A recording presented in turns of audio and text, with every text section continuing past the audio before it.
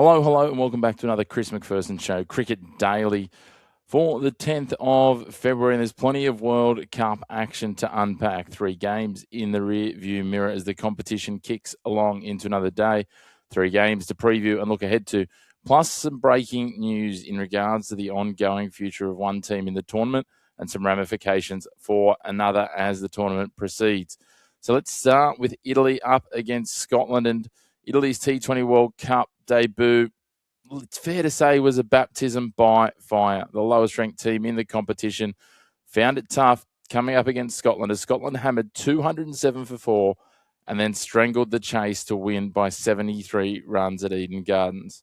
It all starts off with George Munsey doing Munsey things, fast hands, some violence through the power play, and a statement innings of 84 from 54 deliveries.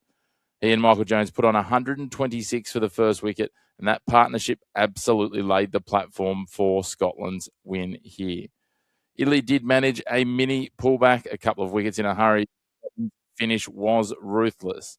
Brandon McMullen added serious punch with 41 and a late cameo from Michael Leask, pure turbo mode, 22 from 5 deliveries. Blows pushing Scotland past 200.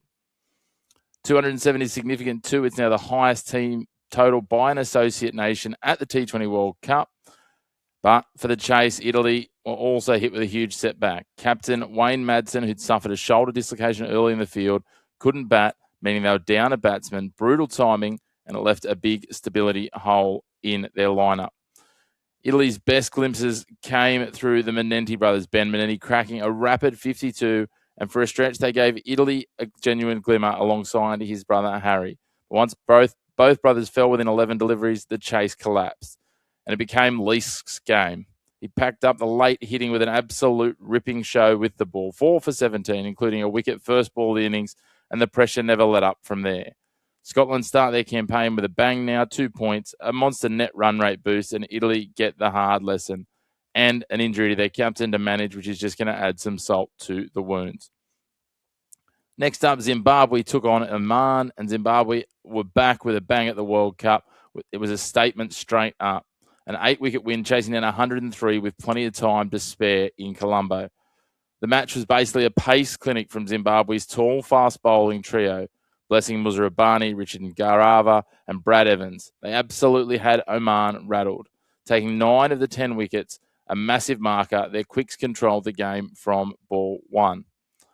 The tone was set early by Muzarabani. He removed Jatinder Singh, the Omani skipper, early, and then kept hitting hard lengths, asking questions, finishing with 3 for 16, and Oman were wobbling before they'd even found any rhythm. Garava piled on as well, sharp, hostile deliveries. He finished with 3 for 17, keeping those middle overs tight. Then Brad Evans cleaned up late, 3 for 18, including the last 3 wickets, and one of them an absolutely spectacular catch from Brian Bennett. That's the kind of a moment that lifts and sparks a campaign here. Oman, they never got going. A small stand between Vinayak Shukla and Sufyan Mahmood gave them a pulse, but it was never enough. In reply, Oman did land a quick double. Mahmood removed Maramani and then got Myers via a catch and review moment, but Zimbabwe did not panic. Bennett was calm and classy with 48 not out, and veteran Brendan Taylor steadied the ship. Then cashed in from there, Zimbabwe finishing off in 13.3 overs, and that authority mark to start their campaign. Third but not least, I should say, South Africa took on Canada, and it was South Africa's first T20 World Cup match since the heartbreak of the 2024 final. And this one was far less stressful. They put up 213 for 4 before Lungini Ngidi ripped the chase apart early to set a comfortable victory for South Africa. With the bat, it was classic South African power, pace, and a stacked order that keeps coming. Aiden Markram set the tone with a dominant 59 off 32. The ball was flying off the bat, and the intent was immediate. Ryan Rickerton combined with 33 off 21, and the finish was polished. Tristan Stubbs, 34 off 19 not out. Davey Miller, 39 off 23 not out. 5 sixes between them in a late burst that slammed the door shut for the Canadians. Canada did have some highlights, though. Ange Patel, a proper homecoming story, and he bowled like a man possessed, taking 3 for 31 with his left arm wrist spin, and he dragged South Africa back down from 126 for 1 to 138 for 4, including the key wicket of Markram. But here's the problem. Even when South Africa wobble, their depth is wild. They recovered instantly, posting 213. Then Canada had their chance to bat, but Ngidi decided he would happen. He was lethal in the power play, edge, seam, bounce, all of it, taking 3 wickets in his first 2 overs and had Canada on the ropes early, finishing with 4 for 31. Canada fought hard with Navneet Dhaliwal top scoring with 64 off 49. Harsh Thaker, they had a phase combined where it looked like, okay, maybe there was something fighting back here. But the required rate kept on climbing and the early damage was far too deep. So South Africa put 2 points in the bank, tick the boxes and move on with some momentum behind them. Now we head to today's previews for the games this afternoon and this evening Australian time. And Namibia take on Netherlands. This one is a genuine Group A pressure cooker. Namibia get their campaign underway while the Netherlands arrive desperate because they should have got a win first up against Pakistan, and they know it. With India, Pakistan, and USA also sitting in the group, there's basically no room for passengers. Lose today, and it's not mathematically over, but it is certainly the beginning of the end. For the Dutch, the big name is Paul van Meekeren. He nearly turned the Pakistan match on its head, that double-wicket maiden, and finishing with 2 for 20. He'll be hunting early breakthroughs again. For Namibia, keep your eyes on J.J. Smith, the ultimate T20 glue and go all-rounder. He was enormous in qualifying, runs at a strike rate of nearly 190, plus wickets and control in the middle overs. And on a Delhi surface that can offer something for spin, Namibia may look to veteran left-armer Bernard Scholz to control the tempo. Also worth noting, this ground's got short boundaries. If the pitch is true, it can get high run scoring and silly quickly, but if it grips under the sun, smart bowling wins the day. Game 2, New Zealand taking on the UAE.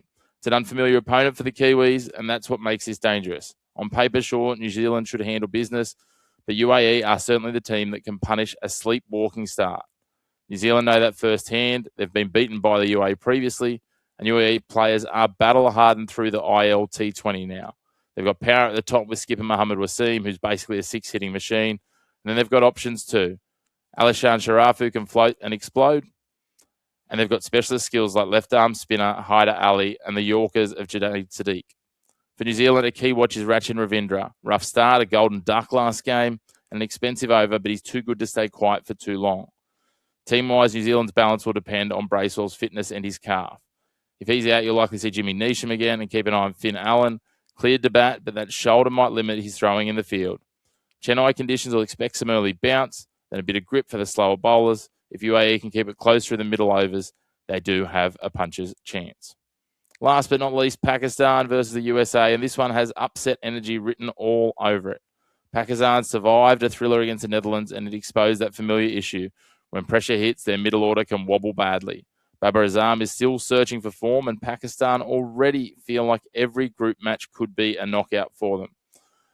The USA, meanwhile, are playing with some serious belief. They rattled India, and they've done it to Pakistan before. Remember that super over chaos at home in 2024. They've got weapons here. Harpreet Singh and Mohammad Mohsin give them spin variety. Shadley Van Skolwyk brings discipline, and the big question is Saurabh Naravalkar. He was belted against India, but he's got a history against Pakistan and could be pivotal if he finds some rhythm. Colombo conditions look to have a bit more seam than expected. That suits Pakistan. If Shaheen Afridi can actually land a strong power play spell, they could absolutely be on top early. If he doesn't, USA will sniff blood and look to capitalise. All right, before we close out the show, some big news. Pakistan have withdrawn their threat to boycott their India match, and the scheduled 15th of February match in Colombo is going ahead. It is the draw card fixture of the tournament, and it's certainly great to know. After almost 10 days of uncertainty, it's ended with some rapid-fire statements from the Pakistan government and the ICC confirming the match will be played. Now, while we're talking on this, the second part of this story does tie into Bangladesh because Pakistan's stance have been linked to what they call double standards around Bangladesh being excluded from the tournament. The ICC has now confirmed Bangladesh will face no penalty, no financial, sporting, or administrative punishment, and as part of the outcome, Bangladesh will be awarded an ICC event to host in the cycle leading into the 2031 ODI World Cup. So the net result, Pakistan and India play as scheduled, Bangladesh avoid formal punishment and get a future hosting rights, and the ICC's messaging is all about neutrality, sitting on the fence and getting splinters in the backside. But make no mistake, this sets a major tone for the rest of the event. Politics and logistics are never far away, but the tournament's biggest match is back on, which is good news for the neutral and just cricket fans in general. Big thanks for tuning in. Make sure to hit subscribe down below, hit like on the video, get involved in the comments, and of course, come along and check out our social media channels where you can catch all your short snippets of all your sport, not just cricket, at The Chris Mack Show. You can find us on Instagram, on TikTok, on X, and on Facebook.